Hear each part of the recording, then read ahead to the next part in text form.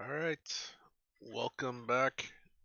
I am Quatella, and today we're going to talk about Airport CEO again, and we're going to talk about the bottom row of informational, mostly informational, but also a couple of functional buttons. So over here in the left-hand corner, we've got the flight planner, and this option, or this window, is going to show you information about your flights. So any airlines that you have a contract with are going to show up here, and you can individually select them, see what flights they have available. I do not appear to have any flights on the first one, but this one has a couple flights on it. All right, and as you go through, you can actually sort by small, medium, or large aircraft, and these are only for commercial flights. At the top here, you got the Monday through Sunday, and you can sort through different days to see how your flights are organized. Uh, if you have the auto planner enabled, it will automatically add flights and it will leave enough space based on this one or this option here, which is the minimum flight separation, which is currently set to 80 minutes. So they have 80 minutes between this flight leaving the stand and this flight arriving at the airport to take that stand. And so you can see here in this larger window, these are all of the stands I have, which I have 4 large aircraft stands and 4 medium stands. So only large aircraft can come here and only medium can come here. The way I have it set up, I don't allow medium flights there, but you do have the option to allow medium flights per stand if you change that option there, which is actually on the stand itself. So this option right here on a large stand will allow medium aircraft to land there. Uh, that option is not present on the medium, so you cannot allow small aircraft to land at a medium airport or a large airport.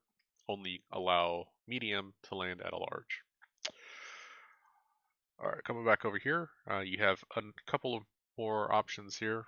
This option shows your flight capacity, which when I'm playing on unlimited or on sandbox mode, it says unlimited, but there actually is a limit there. This one says 17, so that means that I can handle 17 flights there. Um, this option immediately below it is what to do if you have delays. So if your plane is sitting at the stand and it's waiting for fuel or passengers or something or whatever it is, um, you have the option here to ask you every time, always delay or always send away.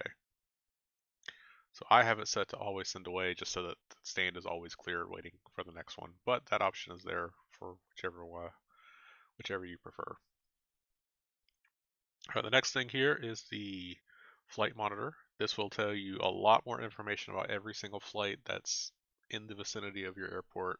So you have the ID number or the flight ID. You have the brand or the company that the flight is associated with.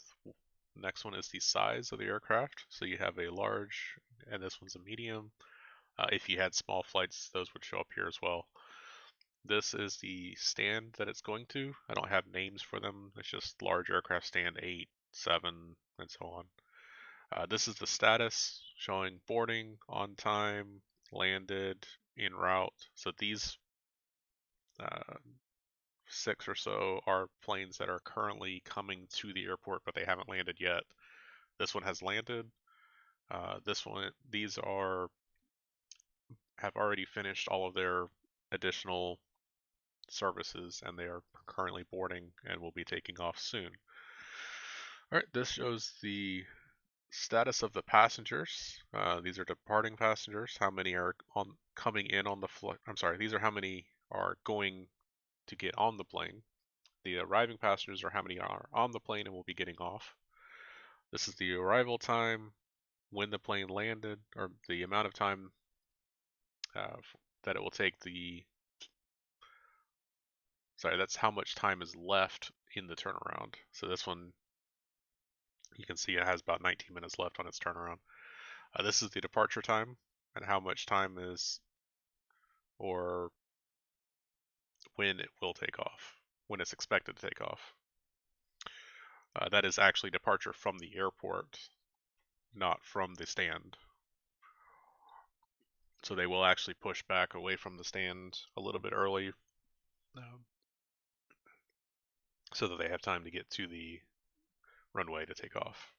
All right, this one shows how many passengers are at the airport, and the first number is how many are actually there. The second number is how many are supposed to be there. So if a flight has, this one has 79 people who are supposed to be on the flight, have tickets, and then this one's, the first number is that there are 79 people that are actually at the airport. You have checked-in passengers. Those are the ones that have gotten through check-in, and you can see that, for example, SA 267, 127 passengers are here, but only 102 are through check-in so far. The next one is how many have gotten through security, passengers in security. So of the 104 on SA 267 that have gotten through check-in, only 86 are through security. All right, the third one is deboarded passengers. So of the passengers who are arriving, how many have gotten off the plane? So for example, this one, which is landed, 15 have now gotten off the plane, and that number would continue to go up. It's continuing to climb. You have boarded passengers, which are how many of the arrived passengers have gotten through check-in security and have now boarded the plane. And you can see this one, this number is climbing as passengers go up onto the plane. All right, and this pink section here is for services for the plane. You have the service round, which is where service agents will go around the plane and check it out, make sure that there's no repairs needed or anything like that. And that section here is for, you can see all of these 4 planes have already finished. These planes are not arrived yet, so they haven't been checked at all. This is for, these 2 are for the baggage. This is the baggage that's coming off the plane. And notice the numbers here. This says 29. Those are individual bags because that's a medium plane. Large planes have containers, and so you have 2 out of 2 containers, 4 out of 4 containers. It's just, it looks essentially the same, but the way that the baggage handling system, they load the whole container on a large plane, whereas on the medium planes, they will take individual bags. Loaded baggage is basically the same as unloaded, except it's the reverse. How many bags are going onto the plane? Refueling progress, how much fuel has been placed on the plane. The catering progress is how much of, what the percentage of the food that has been put on the plane. And then aircraft cabin cleaning progress, which is of course how much trash has been removed from the plane. And then the last one here is notifications. Any issues with your plane, any emergencies or anything like that will show up here. All right, and then this option, or this number here, shows which floor I'm on, 0 being the ground floor, and then you can go up to, you can also go down to. So that number will just show you which floor you're on, and these 2 options will let you go up and down, shift floor upwards or downwards. All right, these are your, in the bottom left-hand corner here is your time control, so you can pause time. Notice everything on the screen is stopped.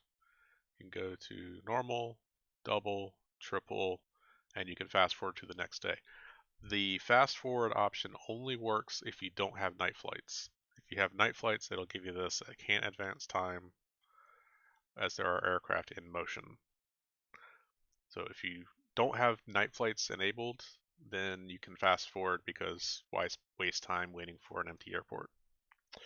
Speaking of time, this option here will show you which day of the week it is and what time it is. This will show you the dates, which is basically calculated on a number of days in whatever year since you started playing. So this is year 1, day 9. I've only spent 9 in-game days in the airport. Next to that, we have the weather data, which you will only get if you have a weather station. So you, Up here in the corner, I have two weather stations. This was the small one, and this was the large one. Or I think this was actually called medium. But anyway, if you have one, you only need one of the two. Um, the smaller one will give less information than the larger one. The larger one gives more accurate information. But you'll get forecast information. These are the current conditions. You can change in the options, I believe, whether it's Fahrenheit or Celsius. Uh, and then the section over here is the tomorrow information. So 1 day forecast. That's all you get. All right, coming back down here to get away from the airplane noise. This is the flight schedule, which is the same button, or sorry, that's a similar button. This will just show you kind of how it looks on a information board, all the flights and their status. So you have the flight ID, where they're coming from, which gate they're at, the time that they are expected to land, I believe, with arrival times, and this is their current status. And then these are the departures. Again, the flight information, where they're going, which gate they're leaving from, the departure time, and the current status of that flight. Looking to see if they're the same numbers. The same flight should be on both sides, but I'm not seeing the same ones. Interesting. All right, moving on. You have zone overlay, which if you click that will show you all of the zones across the map. And so you can see if there's no zone at all, that means it's a completely unsecured, no staff areas or anything. It's completely open to the public. The red area here is secure zone, and it's actually labeled here, secure zone 2. And you do need security to get into a secure zone, and you need exit gates to get out of a secure zone. Otherwise, they will just stand there and not do anything.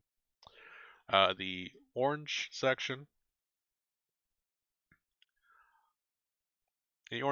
here is the staff only zones. So any section marked with the orange will be inaccessible to passengers, with the exception of areas that have specific functions. For example, the security area is marked as staff, so passengers can only enter from here, this entrance location, and they can only exit once they go through security. Also, aircraft stands, also marked with staff only, so the only way they can get into that area is to go through the boarding gates or to walk in the boarding area if you don't have an extendable gate like I do here. Um, Also, you'll have staff areas behind certain like check-in desks and boarding desks, that kind of thing.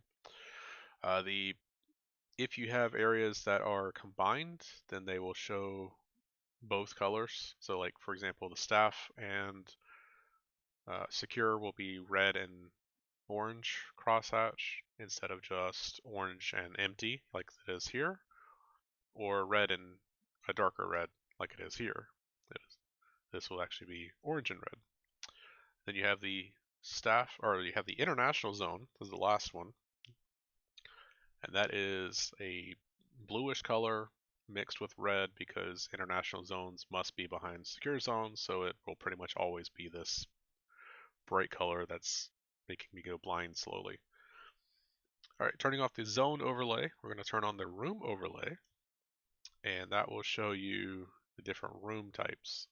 So you can see here you got a bathroom, and then you have shops, and you have restaurants. And these are the ones that I made in a previous video that are just to show off the rooms themselves. Also have baggage claim, which is yellow. All right, and then we have the bright green for the airline lounge, which is not a very good lounge, but again, it was just made for demonstration purposes. All right, we're going to close the room overlays and we're going to show the taxiway overlay. And this just shows the dotted blue lines that shows the pathways for aircraft. So with that off, it looks like this, and you can actually still see the green lines if you zoom in on it, but if you zoom way out, then it doesn't show up. You can turn this on just so you can see the dotted lines, and that will show all of the available paths for aircraft. All right, then you have the queue overlay, which will show, if you zoom in here, you can see the different paths when they come in to do various queues. So you can see it here on the check-in stands. They've got a queue. It'll just green arrows showing those through the security as well, and then of course the international ones are the yellow colored. The next one is the conveyor belts, which if you look here at the conveyor system, you just bags are just going over the conveyor belts, and this will show the arrows, which shows the direction of travel of those. Most of these are automatically turned on when you're building, just so you can see like the direction that the conveyors are going, but you can manually toggle these on if you want to. All right, the last one is the terminals.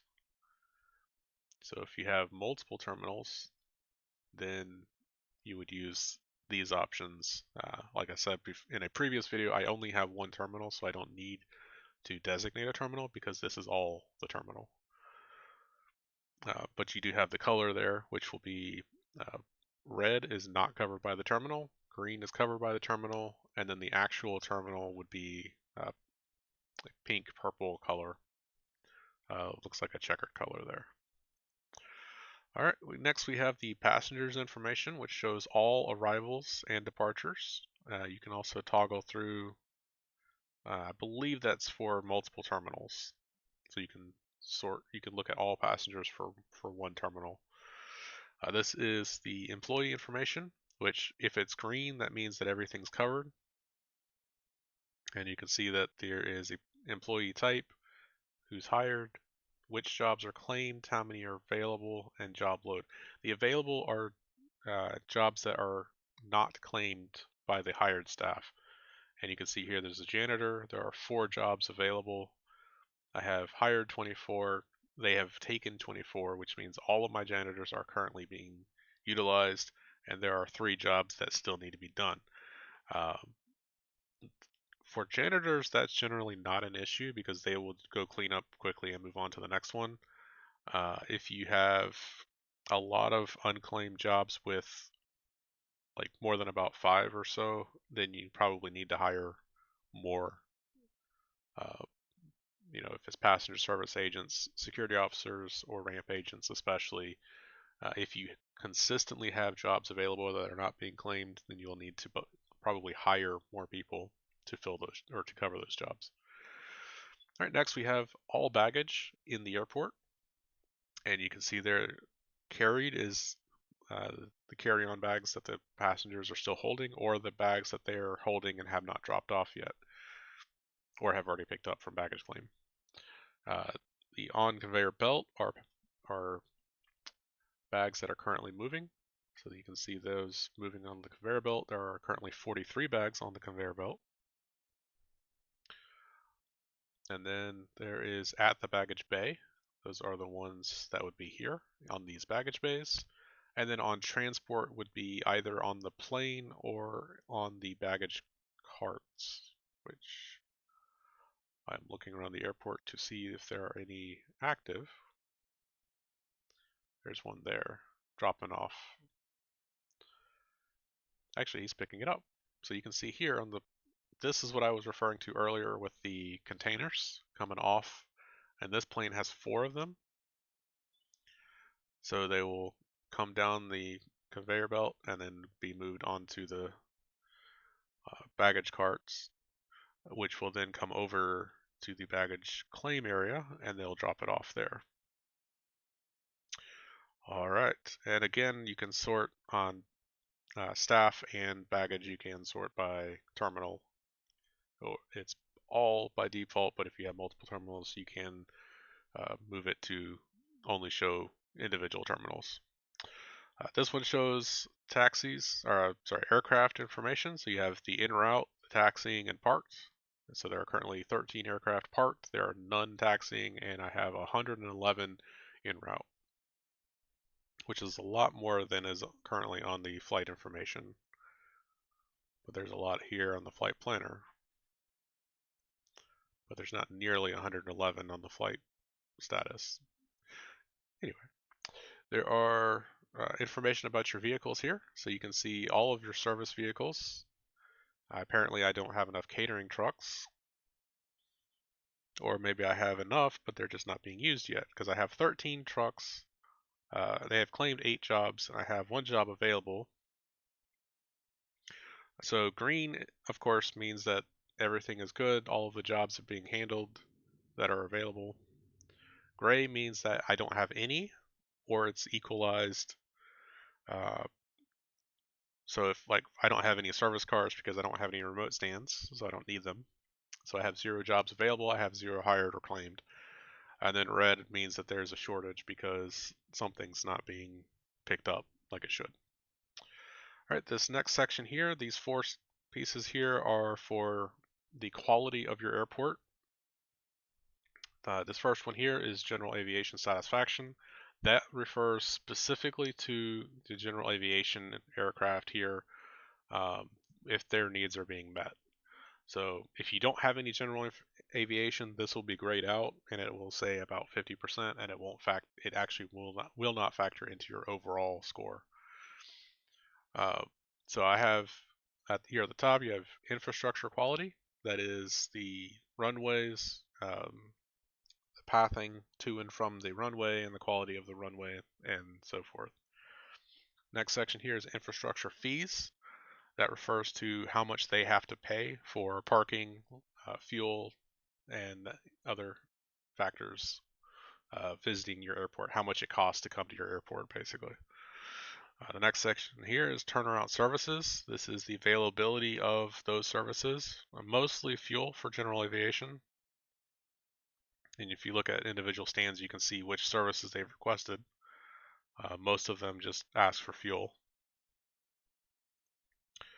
All right, the next one is consumables fees.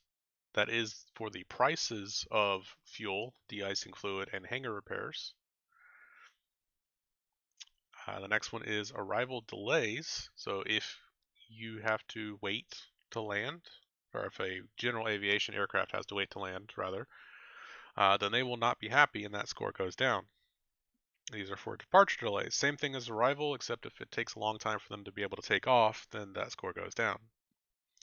And this is the current GA rating, and this is the average over the last 3 days. So this score will go up or down based on whatever these scores are. It basically is the average of all of those scores. That number will change constantly. This is the average of that score over the last 3 days. Airline satisfaction is basically the same concept as general aviation, but it's for the airlines. So their infrastructure or quality, the fees that they have to pay, how long it takes to turn around, or what services are offered for that, the consumables like fuel and de-icing fluid, hangar repairs, arrival and departure delays. And this one is new. It's for baggage loaded on aircraft and baggage reaching the passenger. So from the passenger at check-in to the aircraft along the baggage route, and from the aircraft through the baggage route to baggage claim and the passenger actually picking it up. That's what those two are for. And then, of course, you have the rating and the average rating. All right, the next one is passenger satisfaction. These are a little bit different than the planes. So you have the terminal quality. That's the overall quality of the terminal itself. The quality of the hiring objects, if things are being repaired and kept maintained, bathrooms are clean, broken items, that kind of stuff, that will change that terminal quality rating. Next one is the terminal cleanliness. How often if somebody spills a drink or something like that, how quickly that gets filled or cleaned up by the janitors, that rating will change. The entrance fees, food and shop prices, so all of the prices for everything, mostly the shops, restaurants, lounges, that kind of thing. That score will change, and it says 100%. That's probably because nobody's actually using any of those shops. The next one is the services available to passengers. This score is obviously low because I only have 2 inactive shops and I have 1 lounge that's barely working at all. I do have bathrooms, and that's probably the only reason that score is the 58% that it currently is. Obviously, that number will change depending on what services you have. So the more shops and the more bathrooms and the more lounges you have, the better that score is going to be. All right, staff friendliness. It used to be based on uh, one of the skills that the staff members had, but now all staff members have a single skill. So whatever that skill is will affect multiple things, including how friendly they appear to be to passengers. There's also time spent queuing. That is how long they spend standing in line. So waiting for bags, going through security, um, I believe, as well as getting into the aircraft.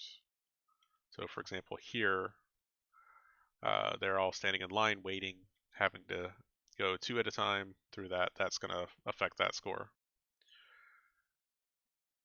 All right, and then you have delays for aircraft and distance walked. So this airport's not too bad because they walk in the door, they check in, they go through security, they come upstairs, and they can go to their um, wait at the gates. If you had a very large airport, you would definitely want to use the walk-laters to decrease the amount of time that they're actually walking. That will affect that score, this score, the distance walked.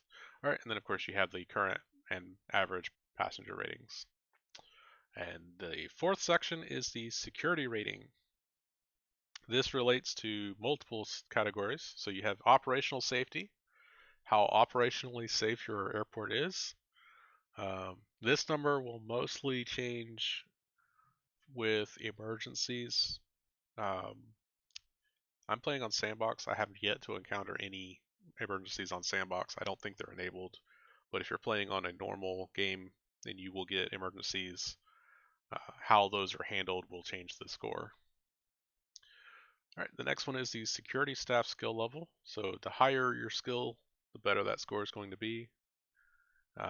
On this particular airport, I fired everybody that was low skill and had almost everybody at really high skill. That's why that score is 91%. All right, the next 3 sections are for baggage handling, or how correctly they are scanned. So if you look at the scanning system here, this number for baggage correctly scanned on Tier 1 scanner, that number is probably going to be at 100% all the time if you have a baggage scanner here and all of your baggage goes through it, because it pretty much works correctly every 100% of the time. The next one is for the Tier 2 scanners, which I call specific scanners, because these will scan specific things. Um, so you have organic items, you have guns. Let me just look here so I can actually see what it's called. So you have organics, guns, explosives, drugs, and money. Those are the 5 things that they're looking for that are bad or potentially dangerous. And again, if you put it behind a Tier 1 scanner and put these in line, they will pretty much 100% of the time get what they're supposed to get. And that number should be 100%. The third section there is the Tier 3 scanners, the manual scanners. You put those behind the Tier 2 scanners, and they will not always be 100%. That depends on the skill level of the security officers. Now, I personally will put 2 of them here, just in case one is doing a shift change or falls asleep or something like that. And having 2 of them usually will catch everything Um, if something gets through any of those, then those scores will go down. This one is baggage correctly destroyed. So basically, if those three numbers are 100%, this one should be 100% as well, but it's never going to be a completely 100% because people make mistakes. So you may have a bag that they think is explosives. Yes, it is. So that's correct. This one, they think it's perfume. It is. And it's also allowed to go through. So those were correct. So that score is both if it's correctly identified as dangerous and destroyed, but also if it's incorrectly identified, that score will go down. So if it's destroyed when it shouldn't be, or if it's allowed through when it shouldn't be, then that score will go down. And then, of course, the current security rating and the average security rating.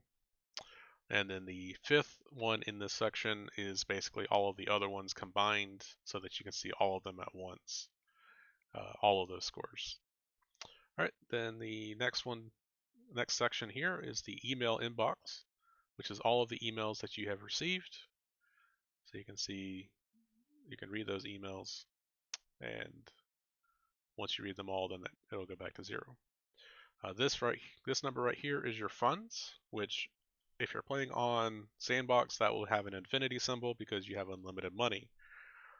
That's actually a fairly recent change. Earlier versions of the game would actually show you how much money you were losing or gaining.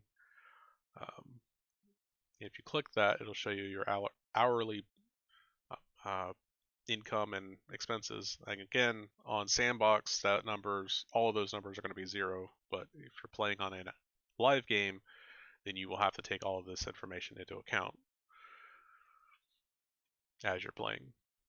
And then these last two buttons here are your management and your status, which both of them will get to the same overall window, but they'll open to different pages. So the management panel will open to an overall management option, which will show the weather, some information about your airport, email notifications, or recent notifications, rather, not just email, but also like weather changes, that sort of thing, and then information about your airport's economy. You also have tabs up here at the top, but before I go to those, I'm going to show you the bottom button, which will open to your airport status, which is actually the operations tab. And this will show which of your services are currently open, or active, rather. So up here in the upper left corner, you have your airport control. This one button will close down your entire airport instantly, so be careful doing that if you don't want to close it down. Next, we have the allow general aviation. So that will turn on whether privately owned aircraft can land at your airport. If you turn this off, you will not get general aviation, and that section will basically be turned off completely. Right next to that, you have light controls. So that determines what time they come on. So they go off at 7 o'clock in the morning. They come on 1900 or 7 o'clock p.m. And so those will automatically come on at those times. You also have runway assign mode, and you can turn this on to always fetch nearest runway, or you can force it to use specific runways.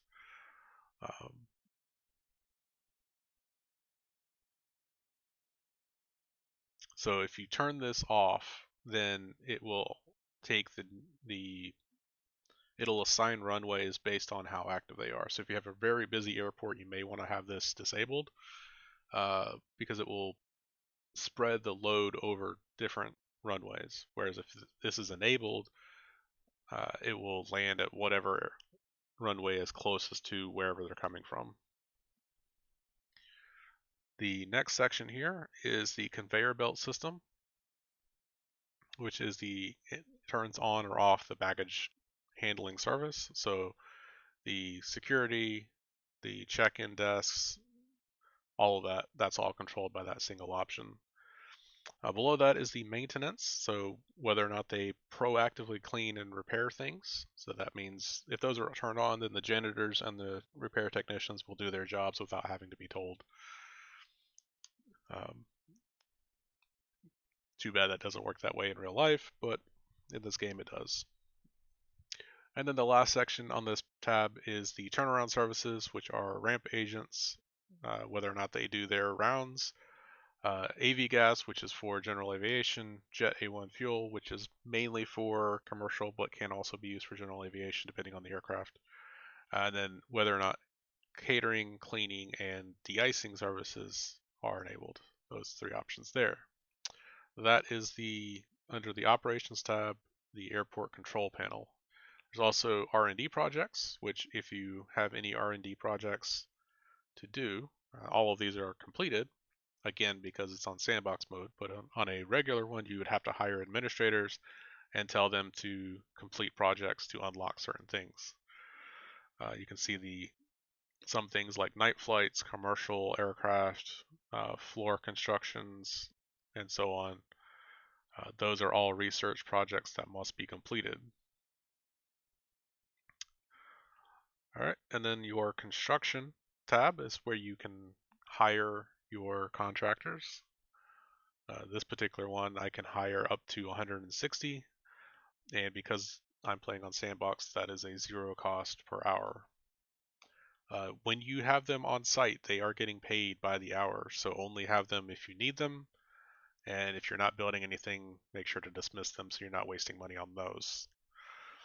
This tab over here will show how many projects are available, if there are contracts currently working on them, how many contractors you have, and how many are available, all of that information.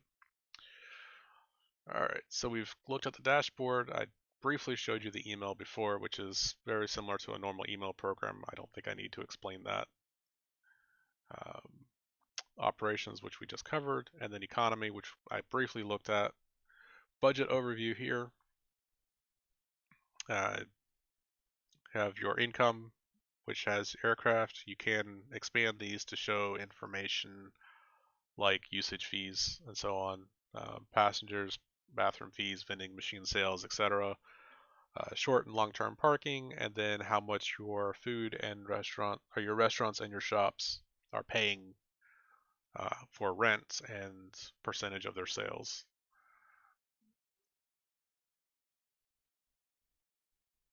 All right, and you can actually expand them all with this button or do them individually by clicking there.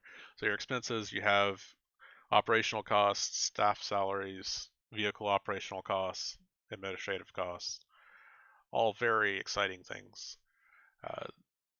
And then these are profit, your construction, your other costs besides just the normal airport operations, and then other income like refunds, loans, and bonuses. And then that all gets totaled to your hourly, previous hour, and then average hourly, probably over the last 3 days. And then if you want to look at your fees, you can change those on this tab, the fees tab. These prices, they will be happier if they're lower, but you'll make less money. So change that depending on what you need. Loans, if you need money immediately, you can take out a loan just like in real life, and it will cost you dearly. So for example, this one here, you get $290,000 at 15% interest, and you have to pay it back within 9 days, and you end up paying $332,000. So you pay $40,000 more than you took out.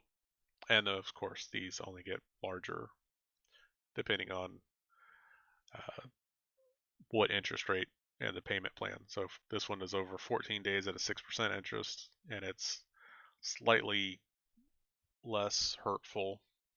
Even though you're paying back more money than this one, the percentage is lower.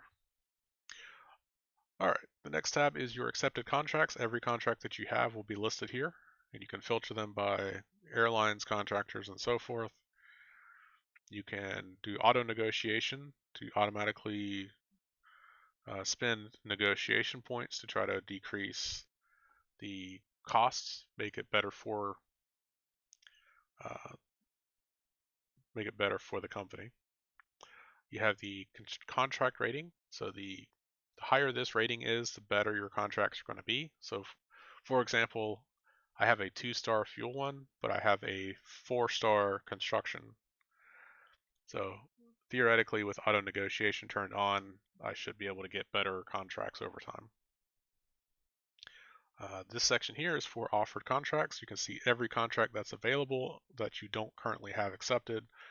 And that, of course, ranges from airlines to contractors, fuel supplies, catering, and de-icing fluids.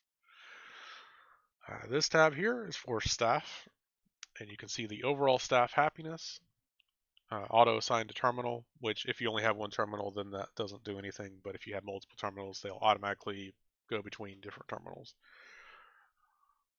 You can see next to that the skill filter. So you can filter all of your employees by how skillful they are. So if I wanted to see all of the really bad ones, then I can bring this top option here down, and then all of these guys need to be fired. Or I could do this and see all of the really good employees I have, and these are the guys that need to be trained and kept. Speaking of quality, I mentioned before that there were multiple skills. There was, I don't remember the skills, but they were all different skills related to job performance.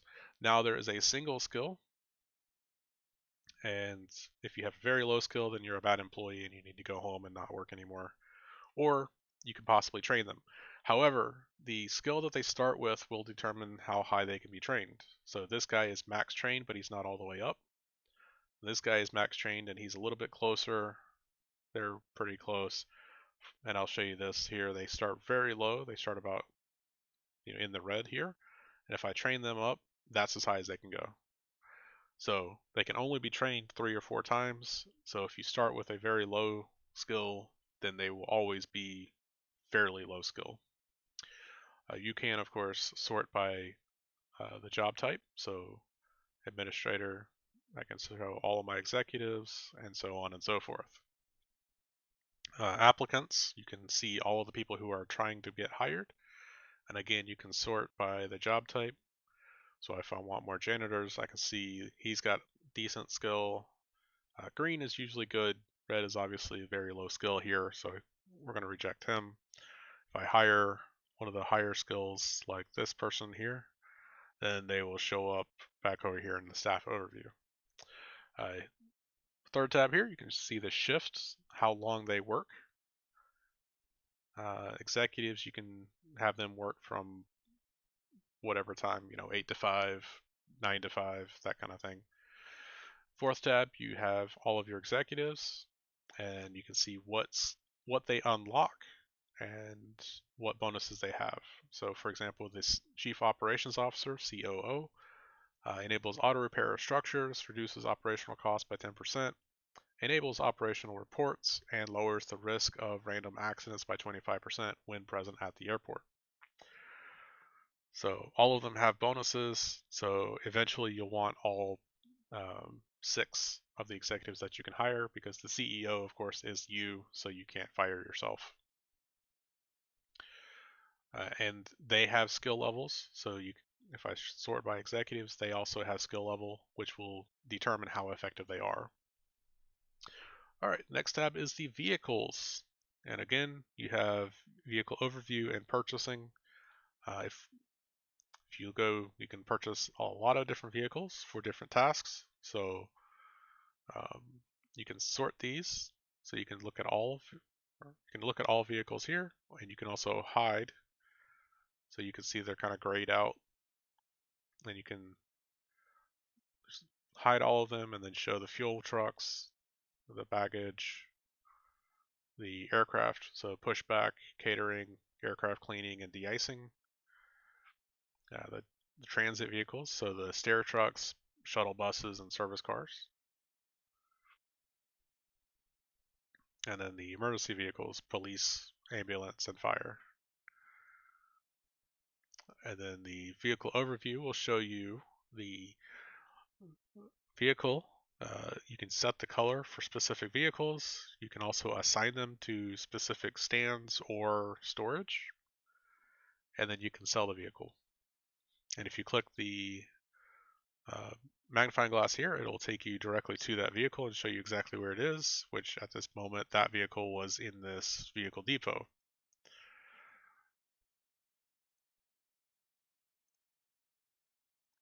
All right, and then again, you can sort them by specific things.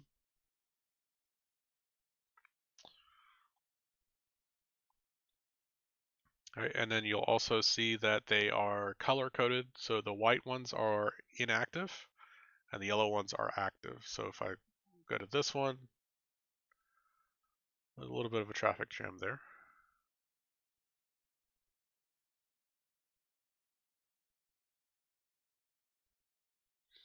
Not sure what's going on there, but they'll sort themselves out. Okay, so yellow ones are not active. I was wrong.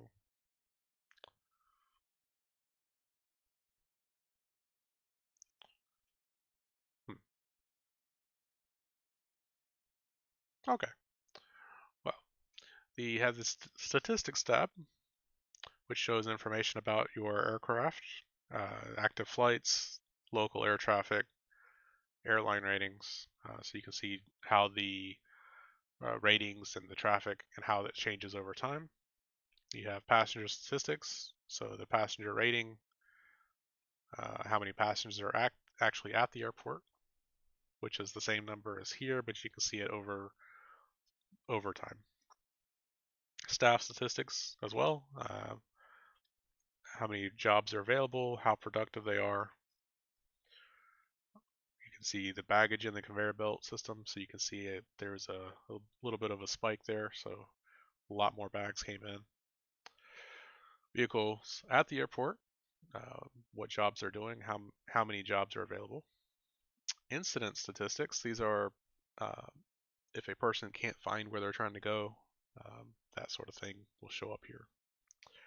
And then you have your economy expenses or expenses and income. So this one's going to be a little weird because there's unlimited funds and there's no cash flow because everything's free and I'm not making any money. But at a normal gameplay, these numbers would be changing constantly. All right, and then the last section is the tutorial, which will basically tell you how to play the game. And that may or may not be more helpful than this video. All right, and that's all for the bottom section down here. That's all I have for you today. Thank you for watching, and I am Quatella.